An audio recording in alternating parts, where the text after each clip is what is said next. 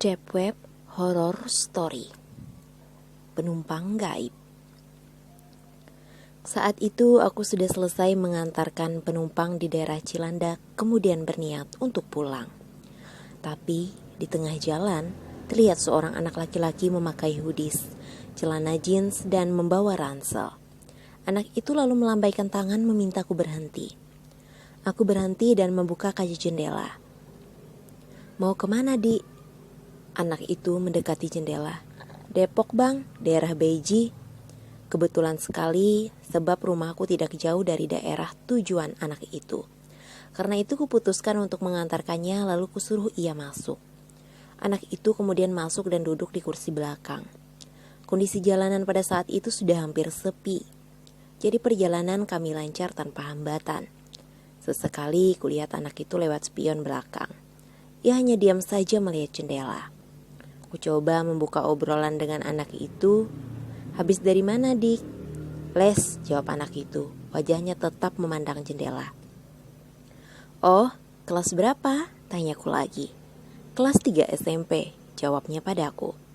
Akhirnya aku memutuskan diam hingga memasuki daerah Beji. Aku bertanya, "Bejinya di mana?"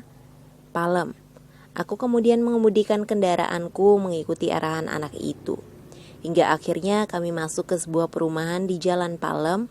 Aku kemudian mengemudikan mobilku pelan-pelan lalu bertanya pada anak itu, "Di mana rumahnya?" Ia menjawab, "Nanti di ujung belok kiri, Bang," jawabnya.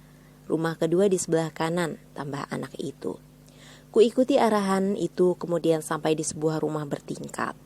Kuhentikan mobilku di depan rumah, mematikan argo taksi, lalu ku nyalakan lampu mobilku. Tidak ada suara dari anak itu. Akhirnya aku menengok ke belakang lalu menyadari bahwa tidak ada orang. Aku mulai merasakan ada hal yang aneh. Apa anak itu udah turun? Oh, tidak ada suara.